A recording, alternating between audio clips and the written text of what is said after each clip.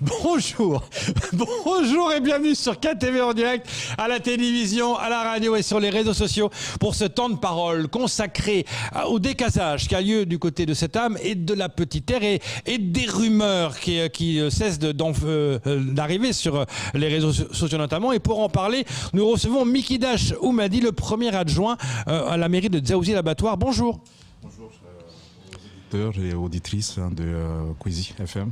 Merci beaucoup d'être là ce matin. Alors, quand on vous a appelé hier, quand vous avez téléphoné, je vous ai demandé de venir par rapport aux certaines rumeurs. Vous avez dit, mais attendez, il se passe des choses et ce n'est pas vrai du tout. J'ai dit, écoutez, venez en parler. Notamment, il y a une rumeur qui dit que des décasés auraient été hébergés dans des logements destinés à des fonctionnaires à Dzaoudzi l'Abattoir. Info, intox? Je ne sais pas qui véhicule ces rumeurs. J'aurais aimé qu'il soit invité dans nos éditions pour qu'il puisse s'expliquer. Comme ça, on saura qui véhicule ce type d'informations. Ce qui est sûr, l'opération en elle-même s'est très bien passée. C'est bien déroulé. C'est une opération qui est menée par les services de l'État. Nous, on est là en tant que force d'appui. On est là en tant que médiateur aussi pour s'assurer que tout se passe dans des bonnes conditions pour éviter qu'il y ait de heurts, pour éviter qu'il y ait des débordements. Donc, notre présence, c'est une présence logistique parce que on a mis à disposition des services de l'État, notre police municipale, notre service logistique aussi également. Donc, nous, on est là en tant qu'accompagnateur, en fait. L'acteur principal de ces opérations, c'est le service de l'État. Donc, on n'est pas propriétaire aussi de ces parcelles. Ce sont des parcelles qui appartiennent au conseil départemental pour la plupart et à des privés également. Donc, on aurait intérêt à avoir la même force que l'État si on était vraiment concerné par ces parcelles. Par contre, là, vous êtes concerné, c'est au niveau sécurité, parce qu'il y a vraiment ce côté... D'ailleurs, c'est la raison principale qui fait qu'il y a ces décasages pour l'insécurité qui avait lieu notamment en Petite Terre, parce qu'à l'époque, on disait la Petite Terre, ça va, c'est tranquille, on est tranquille en Petite Terre. Aujourd'hui, la délinquance a explosé en Petite Terre. Non, pas aujourd'hui, mais on attend... Non, pas aujourd'hui, mais c'est tout Mayotte qui est concerné. Même au niveau national aussi, tout le monde est concerné par ces actes de violence. Mais au niveau de Dzaoudzi l'Abattoir, il y a eu quelques moments où on a vécu des situations vraiment tragiques, notamment en début d'année, où il y a eu 3 meurtres. Dont 2 jeunes de 14 à 15 ans. Donc il fallait réagir pour éviter qu'il y ait une multiplication de ces actes de violence. Donc on s'est concerté avec nos partenaires pour trouver une solution. On s'est concerté également avec les familles concernées et les habitants de ces différents quartiers qui sont concernés par ces actes de violence.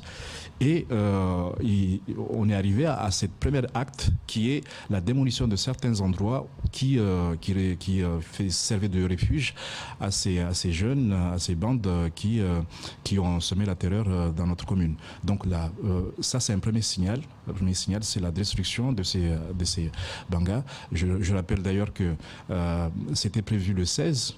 Et ça a été reporté au niveau de septembre. Pourquoi? Parce qu'il y a eu des mauvaises informations aussi par rapport à ceux qui étaient vraiment concernés par ces destructions. Donc il y a eu des dialogues entre nous et les services de l'État, les propriétaires aussi. Et c'est là où je trouve dommage, c'est que depuis que ces opérations ont commencé, depuis que cette affaire a commencé, on n'a jamais entendu le conseil départemental s'exprimer là-dessus, notamment nos conseillers qui se trouvent dans notre commune s'exprimer là-dessus, alors que la majorité de ces parcelles appartiennent au conseil départemental. Donc on met plus en évidence la commune, alors que nous, on est là juste pour accompagner cette opération. Donc voilà, et les amalgames arrivent comme ça, mais je pense que tant qu'il n'y a pas de dialogue, quand il n'y a pas une décision qui est bien expliquée, il y a toujours des confusions, il y a toujours des rumeurs, et c'est triste que ceux qui véhiculent ces rumeurs se cachent derrière des écrans pour le faire. Ça aurait été intéressant qu'on sache qui véhicule ces informations, parce que ça a des conséquences. Bien sûr. Ça a des conséquences. Il y a beaucoup qui ont cru d'ailleurs. Mais c'est triste que les rumeurs fassent bonne foi que les journaux que vous diffusez. C'est un peu compliqué. C'est-à-dire que nous, on dit attention, ce sont des rumeurs, et justement pour les contrer, on vous invite.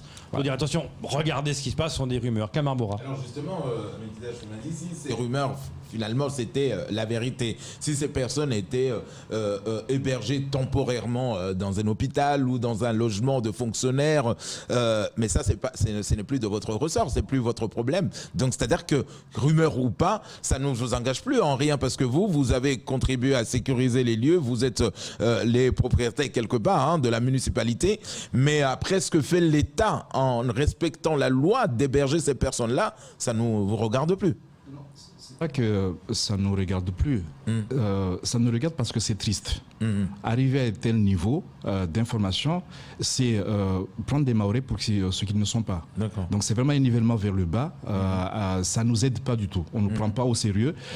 Les opérations comme ça, on les rabâche tout le temps à la télé, tout le temps dans les médias. C'est les services de l'État qui, dans le cadre de la loi Elan, qui mène ces actions. Et qui dit loi Elan, dit celui qui déloge doit loger. Donc la commune n'est pas concernée là-dessus. Nous, on n'a pas de logement au niveau de la commune. Il y a des projets de logement qui ont commencé depuis presque 2 ans et la première tranche sera livrée cette année. Ça concerne des logements sociaux. Et ces logements sociaux, il y a des conditions pour les attribuer. Et ces logements sociaux, c'est la CIM aussi qui participe à l'attribution. Donc, dire qu'il y a une certaine catégorie de personnes qui ont bénéficié de logements suite à ces décasages, mais vous voyez dans quel niveau on se situe actuellement. Et moi ce qui m'inquiète, c'est plutôt ceux qui nous écoutent, les enfants qui nous écoutent, ceux qui ont envie de comprendre comment ça se passe, ceux qui ont envie de comprendre comment ces lois sont appliquées et qui à côté ont des gens qui se cachent derrière et qui pensent avoir l'information et qui désinforment la population. On ne gagne pas à avoir ce type de comportement. Je pense qu'il faut être vraiment responsable, dire voilà comment ça se passe, comme ça on est bien informé.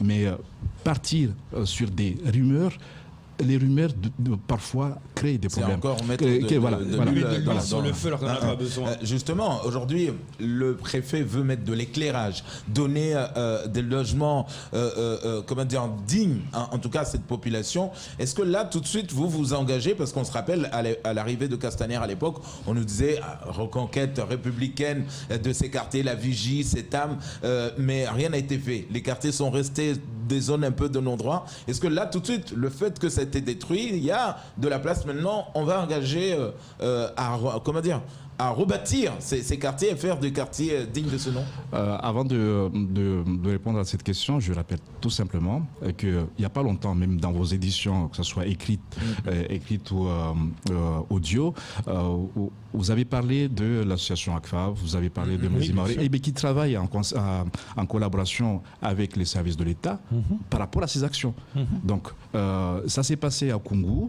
Des solutions sont à discuter et qui vous trouvez des solutions par rapport à ceux qui sont concernés, ceux qui sont là régulièrement. Oui, c'est ça. Voilà, en situation régulière. Pour les cas régulières, ceux-là sont concernés. Exactement. Donc, c'est eux qui s'occupent des relogements. C'est pas la commune, c'est eux qui s'occupent des relogements. Donc, on n'en parle pas, personne n'en parle, parce que peut-être que la personne ou les personnes qui véhiculent ces informations ne connaissent pas les compétences de ces associations, alors que c'est répété au fur et à mesure que suite à ces décasages, les personnes qui sont censées recaser après, c'est des associations qui travaillent avec les services de l'État. Et pour revenir à votre question, il est vrai que maintenant, il faut redonner vie à ces endroits. Il faut retrouver une certaine stabilité.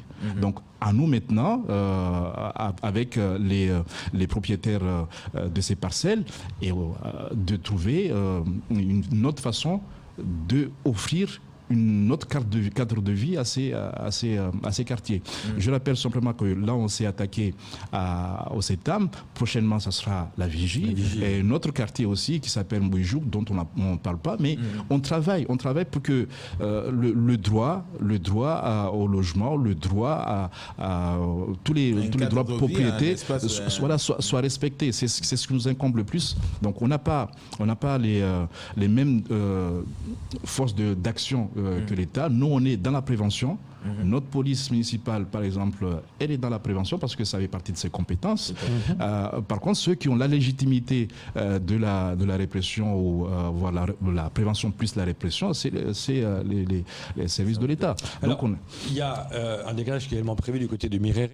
La commune de Chirongui a publié un communiqué hier en disant on va faire, je cite, la guerre aux marchands de sommeil. Donc c'est la mairie qui va faire la guerre aux marchands de sommeil. Est-ce que la position des Dzaoudzi Laboratoire c'est pareil, de faire la guerre aux marchands de sommeil? Vous savez, quand on parle d'être en guerre ou partir en guerre, c'est des termes qui sont inquiétants. C'est le terme qui a été utilisé par mais ça, c'est pas notre thème. Tout à fait. Alors, est-ce que vous allez peut-être que le contexte de Chirongui. Vous allez lutter contre les marchands de sommeil. Voilà, là, ça c'est autre chose. Mais là, c'est autre chose. Nous, on va contribuer à ce que les services de l'État fassent leur travail convenablement en mettant à disposition nos services compétents pour cela. Donc, c'est les services de l'État qui vont vérifier ceux qui font ce type de commerce, parce que moi j'appelle ça du commerce illégal, ceux qui font ça, mais on n'a pas des services pour s'occuper de ça. Mais on va les accompagner. On va amener, chaque fois qu'ils auront besoin de nous, on ira dans ces quartiers, voir ce qui se fait, on discutera pour les aider avec la population qui est concernée et on trouvera ces personnes. Mais les mesures en question, c'est pas nous qui les faisons, enfin les prenons, mais c'est les services de l'État qui les prennent à travers la DRFIP au niveau fiscal également. Mais vous allez accompagner, vous n'allez pas vous déclarer. On n'est pas en guerre. D'accord. On n'est pas en guerre. On est là pour lutter à ce que le cadre de vie des habitants soit tenu dans des bonnes conditions. Pour offrir un cadre de vie à notre population. C'est ce que nous cherchons. Personne n'est en guerre parce que quand on utilise des termes comme ça, vous voyez déjà les conséquences qu'on a actuellement. Mais vous voyez aussi là où des actes ou des propos peuvent conduire à la guerre, c'est ces types de désinformation. Donc nous les évitons. Nous évitons. Donc nous cherchons à informer la population, à tous ceux ou celles qui souhaitent le savoir, leur expliquer ce qui se passe dans ces quartiers. Maintenant, on a l'opportunité de voir autre chose, d'offrir un autre cadre de vie, d'offrir d'autres outils pour que cette population retrouve le goût de vivre et oublier les actes de violence dans lesquels on s'est retrouvés il y a quelques temps. Merci beaucoup d'être venu ce matin, Migdash, pour en parler. C'était important de faire le point. Du côté de Dzaoudzi Laboratoire, maintenant j'espère que pour vous, les choses sont beaucoup plus claires. Merci beaucoup. C'est tout pour ce temps de parole. Tout de suite, la suite de vos programmes.